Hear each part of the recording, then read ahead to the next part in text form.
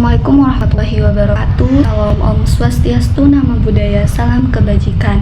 Kami mahasiswa Universitas Jember, Fakultas Ekonomi dan Bisnis, kelompok 3. Di sini akan mempresentasikan hasil dari tugas ulangan tengah semester dengan mata kuliah manajemen operasi lanjutan dengan dosen pengampu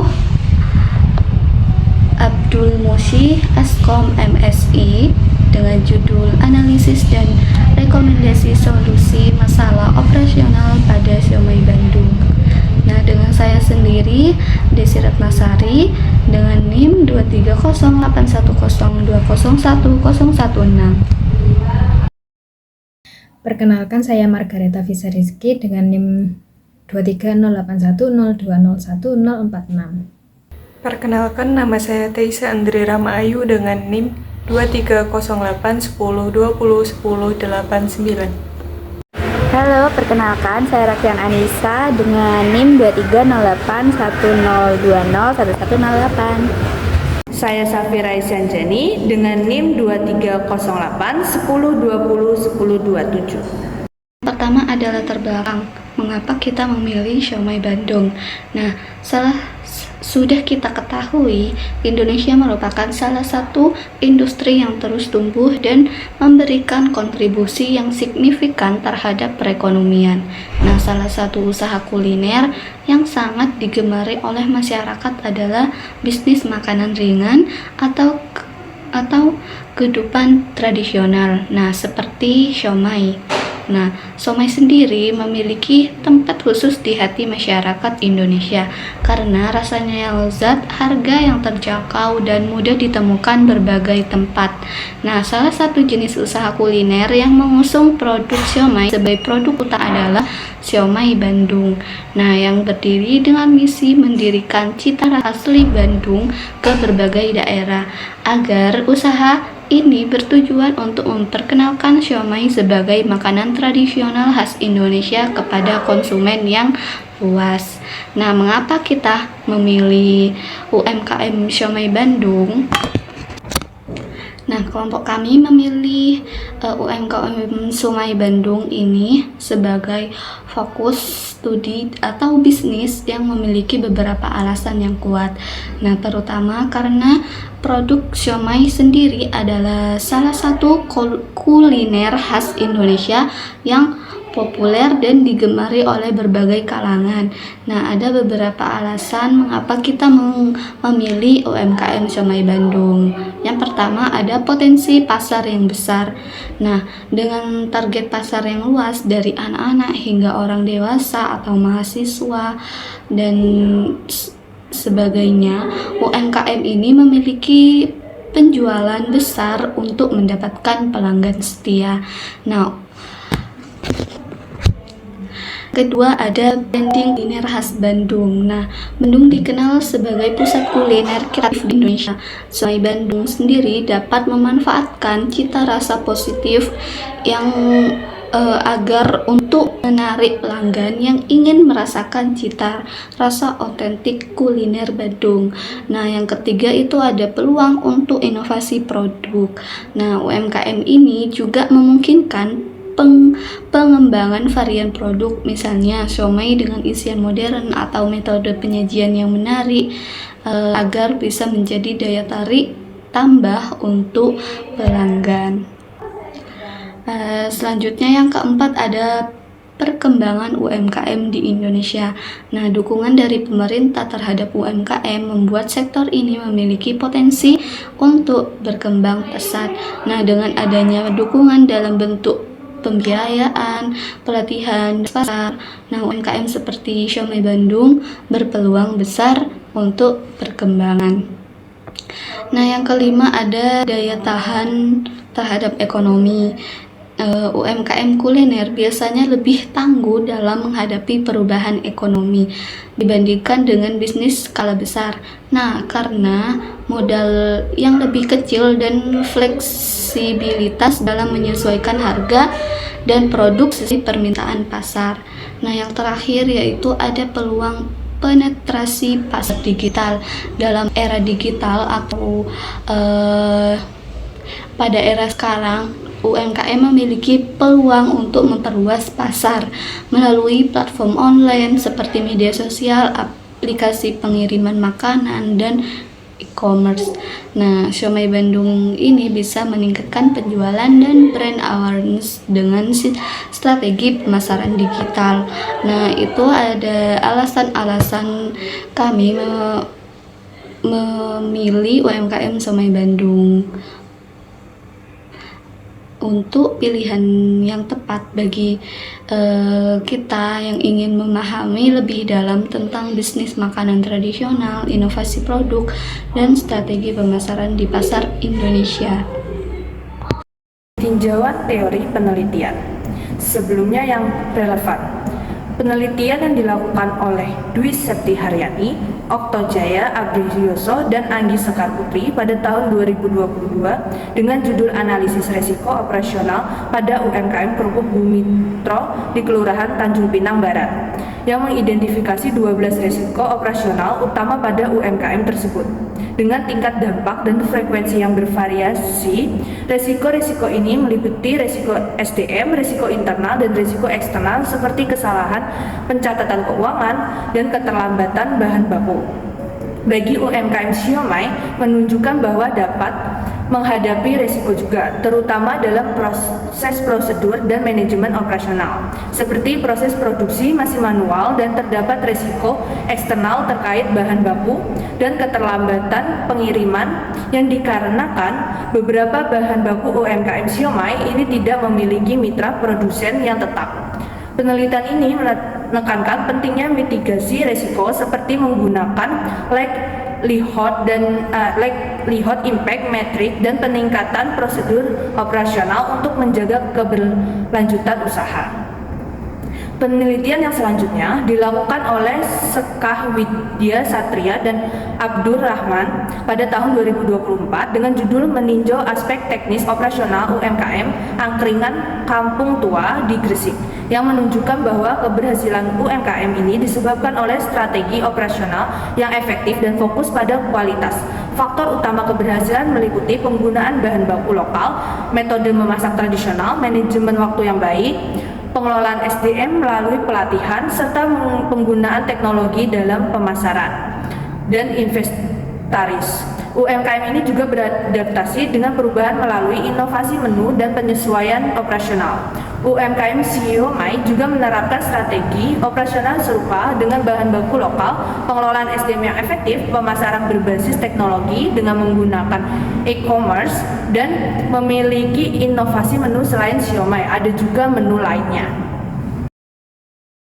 UMKM atau usaha mikro kecil menengah merupakan jenis usaha produktif yang berbentuk usaha mikro dan dijalankan oleh individu maupun badan usaha. UMKM sendiri di Indonesia telah menjadi bagian penting dari sistem perekonomian Indonesia karena jumlah UMKM yang lebih banyak dibandingkan usaha industri berskala besar lainnya. Adapun beberapa pengertian dari usaha mikro kecil menengah atau UMKM menurut para ahli adalah yang pertama, ada menurut Undang-Undang Nomor 20 Tahun 2008 tentang Usaha Mikro Kecil Menengah Bab 1 Pasal 1 yang menjelaskan bahwa usaha mikro adalah usaha produktif milik orang perorangan atau badan usaha perorangan yang memenuhi kriteria usaha mikro. Yang kedua, usaha kecil adalah usaha produktif yang berdiri sendiri yang dilakukan oleh perseorangan atau badan usaha bukan merupakan anak cabang perusahaan yang dimiliki, dikuasai, atau menjadi bagian baik langsung maupun tidak langsung dari usaha menengah atau besar yang memenuhi kriteria usaha kecil. Dan yang ketiga, usaha menengah adalah usaha ekonomi produktif yang berdiri sendiri yang dilakukan oleh orang perorangan atau badan usaha yang bukan merupakan anak perusahaan atau cabang perusahaan yang dimiliki, dikuasai, atau menjadi bagian baik langsung maupun tidak langsung dengan usaha kecil atau usaha besar dengan jumlah kekayaan bersih atau hasil penjualan tahunan.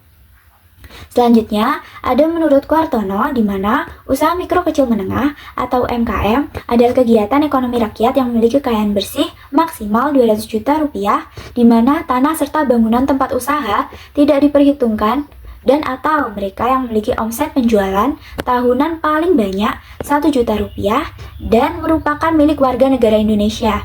Selanjutnya ada menurut Rujito, usaha mikro kecil menengah atau UMKM adalah usaha yang mempunyai peranan penting dalam perekonomian negara Indonesia, baik dari sisi lapangan kerja yang tercipta maupun dari sisi jumlah usahanya. Dan yang terakhir, ada menurut Ina Primiana, UMKM adalah pengembangan 4 kegiatan ekonomi utama yang menjadi motor penggerak pembangunan Indonesia, yaitu meliputi industri manufaktur, agribisnis, bisnis kelautan, dan sumber daya manusia.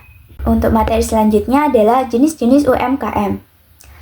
Bisnis UMKM mencakup berbagai jenis produk yang bisa dipasarkan.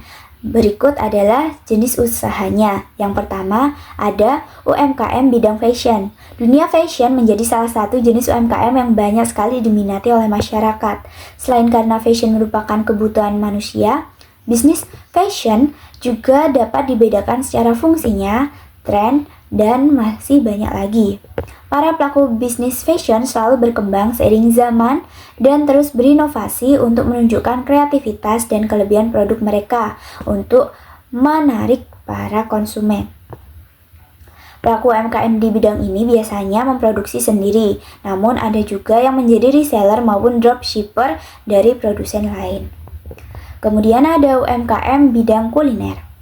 Bisnis di bidang kuliner ini dapat dikatakan bisa bertahan lama bahkan di tengah krisis. UMKM bidang kuliner juga mendominasi di pasar Indonesia karena makan merupakan salah satu kebutuhan dasar dan kebutuhan pokok manusia. Itulah mengapa pedagang makanan dan minuman selalu dicari. Para pelaku bisnis UMKM ini dapat memastikan keunggulan produk mereka supaya memiliki target pasar tertentu. Ada beberapa jenis bisnis kuliner yang dapat dilakukan oleh para pengusaha UMKM, seperti bisnis camilan ringan, minuman segar, dan makanan pokok sehari-hari. Nah, meskipun produk yang dijual itu sama, terkadang yang membedakan adalah cita rasa, cara produksi, hingga sistem pengemasan yang dapat menarik minat konsumen. Selanjutnya adalah UMKM produk kecantikan. Jenis UMKM ini merupakan salah satu jenis UMKM yang sedang populer di Indonesia. UMKM jenis ini dapat mendatangkan banyak keuntungan melihat perilaku konsumen perempuan yang membutuhkan make up, skincare, dan banyak perlengkapan kecantikan lainnya. Biasanya, para perilaku UMKM bidang ini akan menonjolkan kelebihan produknya yang bisa mengatasi permasalahan kulit tertentu. Sehingga pesan tersebut dapat sampai dengan baik kepada target pasarnya. Adapun produk akan semakin diminati jika menggunakan bahan yang berkualitas tertentu yang sedang tren. Hal itu dapat membuat pelanggan puas dengan hasil akhirnya. Untuk UMKM produk kecantikan ini, produknya itu bermacam-macam, mulai dari facial wash, kemudian ada shampoo, kemudian ada hair tonic, ada body wash, body lotion, dan masih banyak lagi. Kemudian ada UMKM digital. Meleknya masyarakat akan dunia serba digital juga menggerakkan hati mereka untuk membangun bisnis di bidang digital. Hal ini dikarenakan kebutuhan masyarakat tentang kebutuhan digital semakin meningkat. Sedikit berbeda dengan UMKM jenis lainnya, UMKM digital ini jarang memiliki toko offline dalam menjalankan bisnisnya. Kebanyakan bisnis jenis ini dilakukan secara online. UMKM digital biasa ditemui pada jasa desain grafis, desain website, kemudian ada copywriter, caption iklan, maupun media sosial, dan masih banyak lagi lainnya. Yang terakhir ada UMKM agribisnis. Indonesia dikenal sebagai negara agraris. Lahan luas dan tanah yang subur itu memiliki potensi dijadikan sebagai media untuk menanam bahan pokok makanan. Ini juga berkaitan dengan kebutuhan dasar manusia, yaitu makan. Kebutuhan terhadap makanan memberikan kesempatan untuk para pelaku agribisnis untuk mengembangkan suatu usaha. Misalnya dengan menanam sayur, buah, padi untuk dijadikan bahan makanan pokok warga negara Indonesia. Selain itu, UMKM agribisnis juga dapat menguntungkan para petani, yang dimana mereka dapat menjual hasil panennya baik secara offline maupun online sehingga target pasar lebih luas dan juga memperoleh laba yang lebih banyak.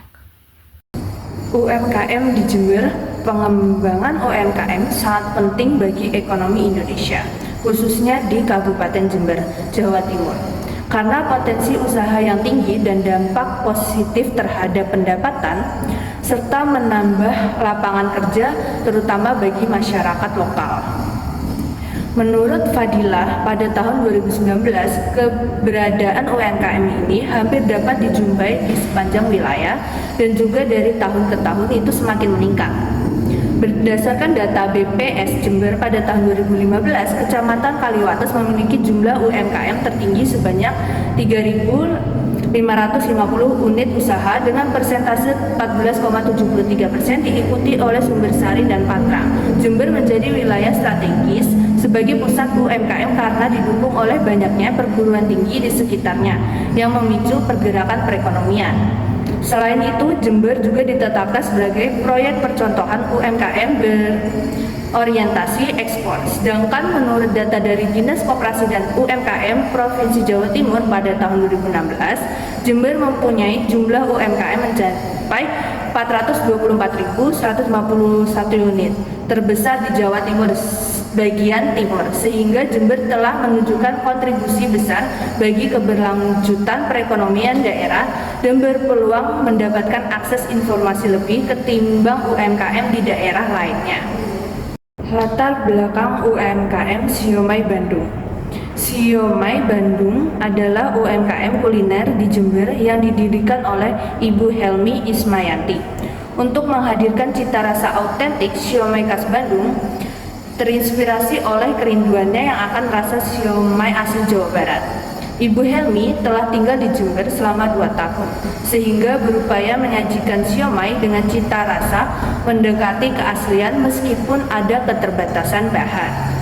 Usaha ini bertujuan tidak hanya memenuhi kerinduan pribadi akan kuliner Bandung, tetapi juga memperkenalkan masyarakat Jember pada aneka makanan khas Bandung seperti siomay, batagor, cireng, cuanki, dan mie kocok, serta memberikan pengalaman kuliner yang unik. Nama siomay dipilih sebagai merek bisnis untuk memberikan identitas unik yang membedakan dari produk siomay pada umumnya, sekaligus memberi ruang untuk variasi kuliner khas Bandung lainnya seperti batagor, cireng, cuanki, dan mie kocok. Ibu Helmi berharap nama ini memudahkan pelanggan mengenali bahwa siomay menawarkan lebih dari sekedar siomay saja. Dengan logo yang menggambarkan seorang sedang memasak, juga dirancang sebagai identitas visual sederhana tanpa makna khusus, tetapi efektif untuk meningkatkan daya tarik dan kemudahan pengenalan merek.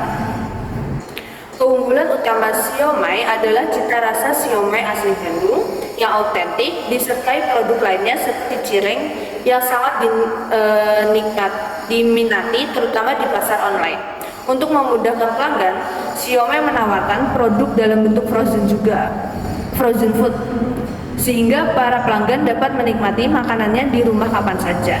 Selama 2 tahun beroperasi, siomay telah berkembang dengan penjualan melalui offline atau melalui e-commerce seperti Shopee, serta layanan pesan antar seperti GrabFood dan GoFood. Lalu untuk bab selanjutnya yaitu mengenai analisis permasalahan. Nah, di sini ada 4 analisis permasalahan. Yang pertama yaitu mengenai efektivitas operasional yang ada di Siomay Bandung dalam menjaga konsistensi kualitas produk dan pelayanan. Nah, Siomay Bandung itu kini telah menggunakan mesin untuk mengolah bahan bakunya, terutama pada pengolahan adonan. Nah, di mana perubahan ini itu sangat berpengaruh terhadap cara mereka dalam menjaga kualitas produk dan juga pelayanan. Nah, sebelum mereka menggunakan mesin, semua proses produksi ini dilakukan secara manual oleh karyawan yang keadaannya itu bisa membuat si karyawan ini merasa kelelahan maupun kewalahan, terutama saat ada pesanan yang membludak. Nah, terkadang outlet itu juga harus tutup sementara hanya untuk menyelesaikan pesanan yang ada, yang tentunya membuat pelanggan itu tidak puas dan juga berpotensi merugikan pendapatan yang ada di outlet itu sendiri. Nah, dengan mesin, kinerja karyawan itu menjadi lebih ringan. Produksi juga bisa dilakukan dalam jumlah yang besar dengan cepat tanpa harus mengorbankan kualitas. Di sini terdapat beberapa indikator yang mendukung mengenai efektivitas operasional itu sendiri. Ada 3 indikator. Yang pertama yaitu mengenai efektivitas proses produksi, di mana dalam efektivitas proses produksi ini terdapat 3 poin utama. Yang pertama yaitu mengenai peningkatan volume produksi, di mana kapasitas harian itu meningkat sehingga pesanan itu bisa terpenuhi tanpa membebani karyawan.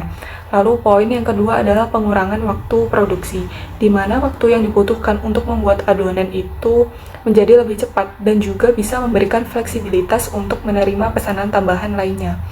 Lalu yang ketiga adalah minimalisasi penutupan outlet, di mana outlet itu bisa tetap buka meski terdapat pesanan yang banyak. Lalu untuk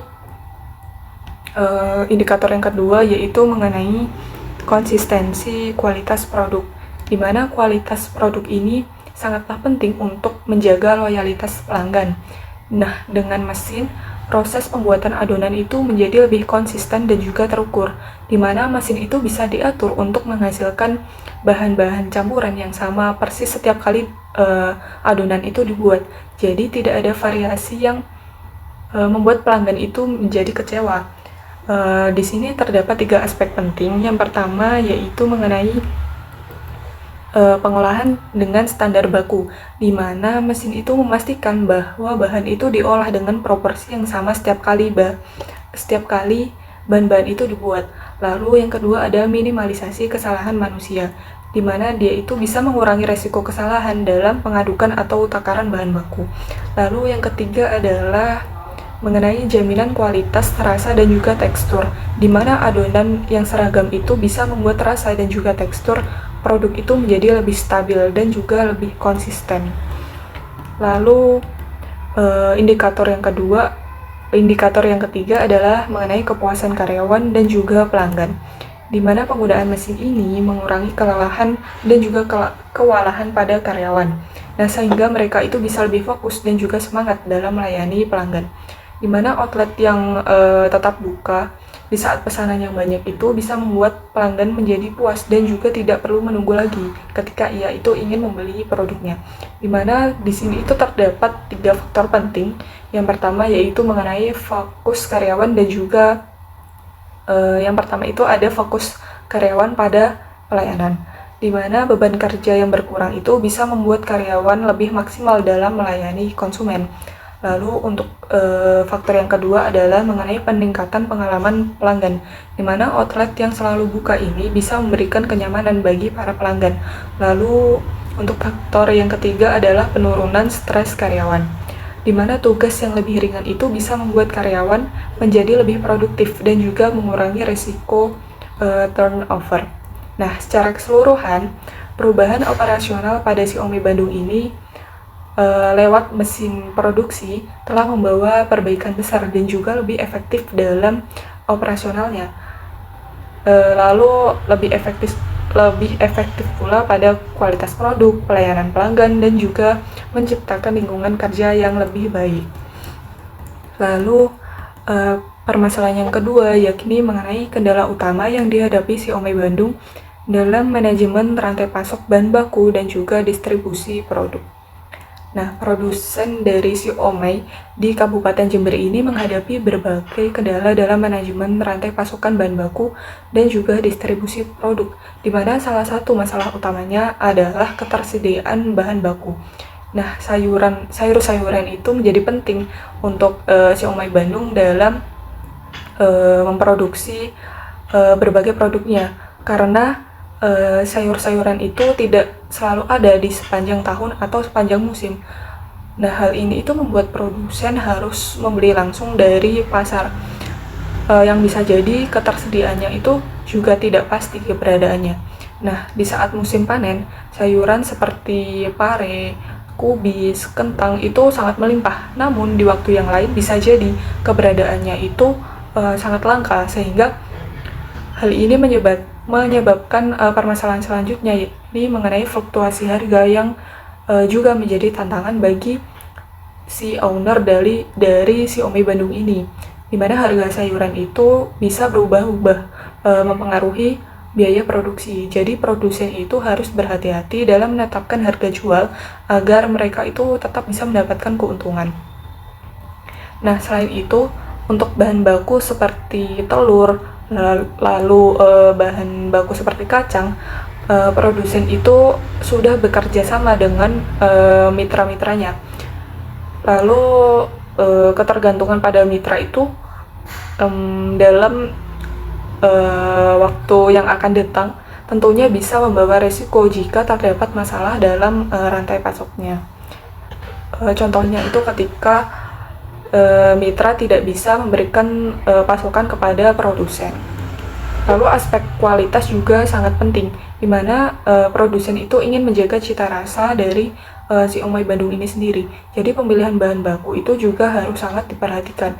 Nah, setelah bahan-bahan itu didapat, tantangan berikutnya adalah mengenai distribusi, di mana jarak antara kabupaten dan juga pasar ini bisa mempengaruhi kesegaran dari Xiaomi ketika produknya itu akan didistribusikan ke pelanggan, terutama kepada pelanggan yang dia itu memesan secara online melalui platform-platform tertentu.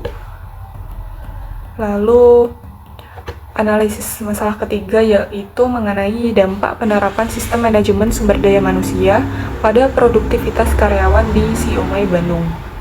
Nah, penerapan sistem manajemen sumber daya manusia di Xiaomi Bandung itu memberikan dampak positif pada produktivitas karyawan, terutama dengan perubahan dalam struktur kerja dan juga teknologi, di mana pengaturan jam kerja itu melibatkan pembagian shift yang jelas dari pagi hingga malam, sehingga bisa membantu karyawan mengatur waktu itu menjadi lebih baik, lalu bisa mengurangi stres dan juga meningkatkan efisiensi kerja, di mana karyawan itu bisa memiliki jam istirahat yang lebih cukup, sehingga karyawan itu bisa lebih produktif dalam bekerja. Lalu yang kedua mengenai penggunaan teknologi. Nah, sebelum ada mesin, karyawan itu seringkali kewalahan saat pesanan banyak karena outlet itu kadang juga harus tutup, sehingga karyawan itu harus melayani produksi terlebih dahulu. Lalu setelah ada mesin, produksi itu menjadi lebih cepat dan juga efisien. Nah, hal ini memungkinkan karyawan itu bisa memenuhi permintaan tanpa mengurangi waktu dari jam buka outlet itu sendiri. Hal ini juga bisa memberikan banyak waktu kepada karyawan untuk fokus dalam melayani pelanggan. Lalu terdapat struktur organisasi yang sederhana, di mana komunikasi di Xiaomi Bandung ini terjadi secara langsung antara owner atau pemilik dan juga dengan karyawannya, sehingga bisa mempercepat proses mengambil keputusan dan juga membantu dalam situasi yang lebih rumit ketika terjadi sebuah masalah. Namun, kurangnya struktur dari organisasi ini bisa membuat bingung jika tidak ada kejelasan peran yang lebih lanjut. Lalu, untuk analisis permasalahan selanjutnya, yakni mengenai omset yang diperoleh dari Xiaomi Bandung pada kurun waktu tertentu. Nah, Xiaomi Bandung ini sendiri telah mendapatkan omset yang bervariasi tiap bulannya. Nah, dengan Xiaomi dan Batagor sebagai produk unggulan atau bestsellernya yang dijual itu bisa di offline maupun online store. Seperti contohnya kalau online itu ada di Shopee, lalu ada di GrabFood dan juga ada di GoFood. Nah, perbedaan harga antara platform online dan juga offline ini membuat pelanggan bisa memilih cara pembelian mana yang paling cocok. Lalu dalam beberapa bulan terakhir di tahun 2024 ini, tepatnya pada bulan Februari hingga bulan Juli, omset dari Xiaomi ini mencapai sekitar 30 juta per bulannya. hingga 33 juta. Nah, dengan laba bersih itu sekitar 15 hingga 20%. Sementara itu, pada produk frozen food memiliki penjualan yang lebih fluktuatif, tetap di mana setiap harinya itu di mana ada hari-hari tertentu produk dari frozen food ini tidak ada pembeli sama sekali. Namun pada hari-hari yang lain, produk frozen food ini bisa mencapai 10 hingga 20 porsi penjualan dalam sehari pada hari-hari tertentu. Nah, berikut ini merupakan ringkasan dari omset dan juga laba bersih yang tersedia dalam laporan keuangannya. Di sini terlihat bahwa periode pada bulan Februari 2024 mencapai laba bersih Rp5.110.000. Lalu pada bulan Maret 2024 terdapat laba bersih yaitu Rp4.490.000. Lalu pada periode bulan April 2024 laba bersih yang diperoleh yaitu Rp4.335.000. Pada bulan Mei laba bersih yang diperoleh Rp4.025.000. Lalu pada bulan Juni laba bersih yang diperoleh yaitu Rp5.730.000. Dan pada bulan Juli tahun 2024 laba bersih yang diperoleh yaitu Rp5.420.000. Untuk bab selanjutnya akan dijelaskan oleh rekan saya. Untuk topik yang selanjutnya yaitu mengenai rekomendasi dan implementasi. Dilihat dari analisis masalah yang sebelumnya, pada manajemen operasionalnya didapatkan 3 masalah utama, yaitu mengenai supply chain bahan baku fresh, kemudian yang kedua yaitu supply chain mengenai persediaan rantai pasok, kemudian yang ketiga yaitu distribusi produk dengan faktor utama logistik. Untuk masalah utama yang pertama yaitu mengenai supply chain bahan baku fresh. Di sini owner sempat menceritakan kalau owner harus turun ke pasar setiap harinya untuk membeli beberapa bahan produk yang fresh seperti kacang, kemudian telur, kemudian bawang-bawangan, ayam begitu. Jadi ketika di sini owner setiap hari itu harus membeli bahan baku yang baru, kemudian turun sendiri. Jadi tidak ada mitra tersendiri yang sudah menyiapkan produk yang diinginkan oleh owner. Sehingga di sini owner cenderung lebih banyak menghabiskan waktunya untuk menelusuri pasar untuk mencari harga bahan baku yang cocok. Kemudian masalah utama yang kedua yaitu mengenai supply chain persediaan rantai pasok. Di sini owner bilang penjualan setiap harinya itu pastinya berbeda-beda, namun secara konstan produksi setiap hari itu menghabiskan 6 kilo adonan untuk siomay.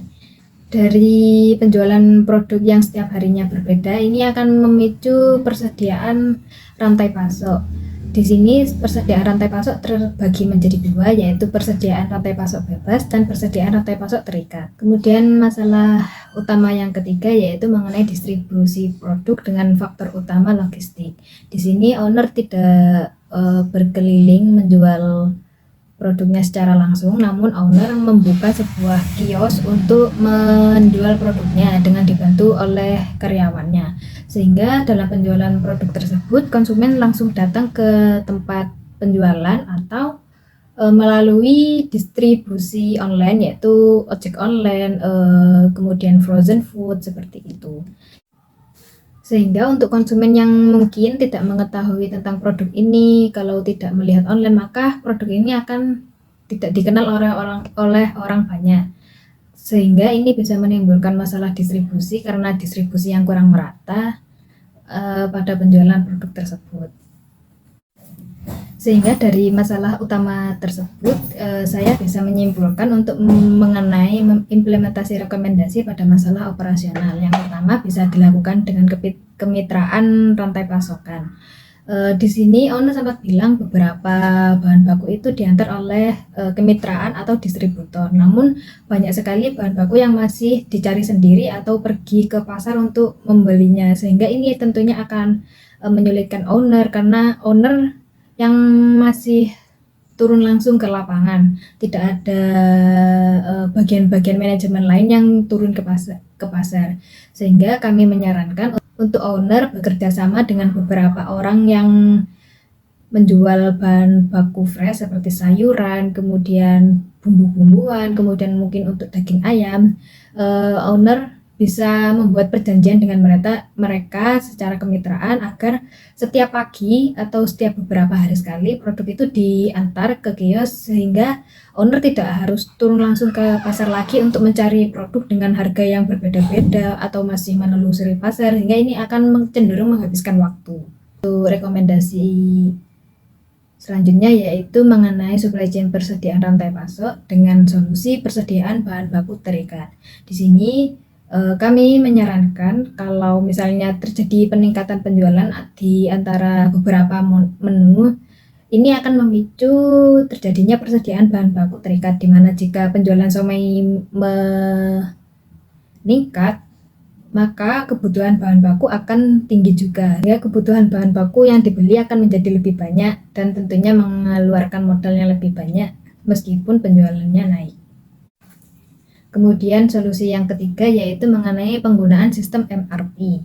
Untuk lebih singkatnya, MRP ini adalah sistem yang digunakan untuk merencanakan dan pengendalian produksi manufaktur atau produksi lainnya. Sistem ini membantu produsen untuk mengelola persediaan dan inventaris, memperkirakan kebutuhan bahan baku, dan menjadwalkan produksi dan pengiriman.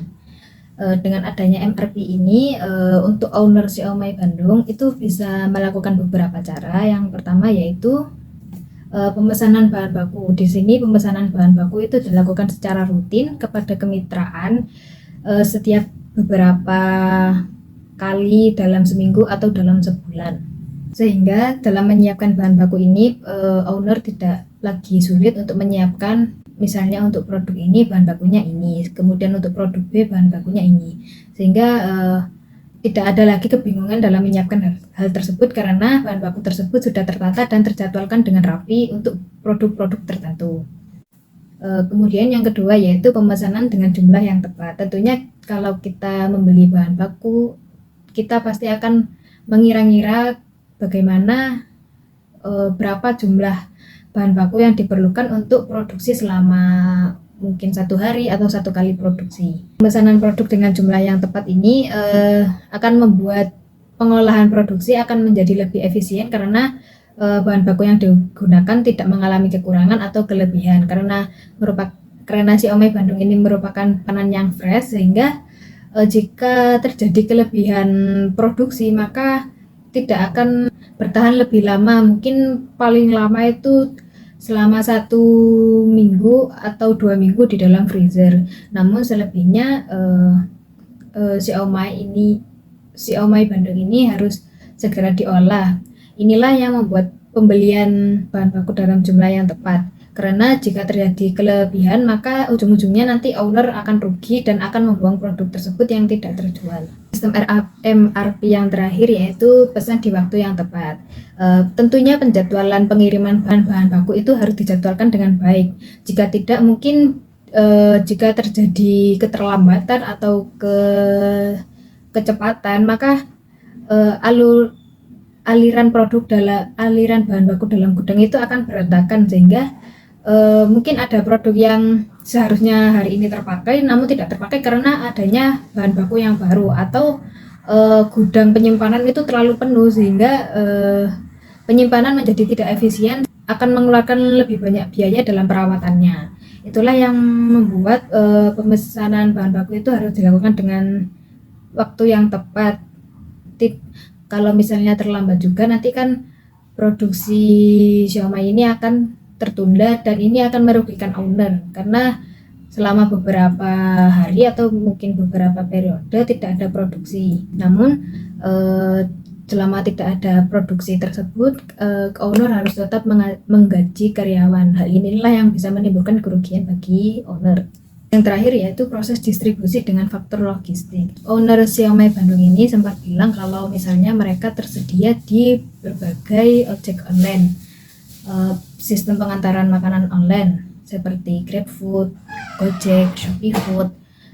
Namun ada cara lain untuk si owner ini memasarkan produknya, yaitu dengan pesan langsung terhadap owner. Nanti Setelah barang itu disiapkan, owner akan menghubungi driver langganan atau distributor secara tidak langsung yang sudah menjalin kemitraan atau kerjasama, sehingga driver ini akan mengantarkan produk yang sudah dipesan oleh konsumen tersebut kepada konsumen tanpa harus memiliki biaya tambahan seperti yang terjadi di GrabFood atau Gojek yang memiliki perbedaan harga karena ada admin. Untuk materi selanjutnya adalah kesimpulan. Dari yang telah dijelaskan sebelumnya, maka dapat diambil kesimpulan bahwa Siomay Bandung merupakan salah satu UMKM yang sukses dalam menghadirkan cita rasa siomay asli khas kota Bandung di Jember. Siomay telah berkembang dengan menghadapi berbagai tantangan dalam beberapa aspek, salah satunya pada aspek manajemen operasionalnya. Saat ini, manajemen operasional Siomay Bandung telah mengalami perkembangan yang signifikan dengan melalui penerapan teknologi dan sistem yang lebih baik dan efisien. Misalnya, penggunaan mesin dalam proses produksi yang tidak hanya meningkatkan efektivitas operasional usaha, tetapi juga dapat membantu menjaga konsistensi kualitas produk, mengurangi beban kerja karyawan, dan meningkatkan kepuasan pelanggan. Namun, ketersediaan bahan baku segar dan harganya yang naik turun menjadi kendala yang harus diatasi. Dengan menjalin kemitraan dan menerapkan sistem MRP, dapat membantu mengoptimalisasikan penyediaan bahan baku, sehingga proses produksi dapat berjalan cepat, mudah, serta efisien. Dengan langkah-langkah dan fokus manajemen operasional yang efisien, Siomay dapat menjadi UMKM yang lebih baik di masa mendatang. Selanjutnya, saran yang bersifat membangun sangat diperlukan dari para pembaca untuk memperbaiki makalah ini yang jauh dari kata sempurna. Diharapkan apa yang telah kami paparkan pada makalah ini dapat menjadi tambahan pengetahuan bagi kita semua untuk lebih mengenal manajemen operasional, terutama mengenai manajemen rantai pasok atau supply chain management dan persediaan. Pada slide selanjutnya adalah dokumentasi perihal pelaksanaan dari wawancara yang kami lakukan di Siomay Bandung yang ada di Jalan Sumatera nomor 84 Jember.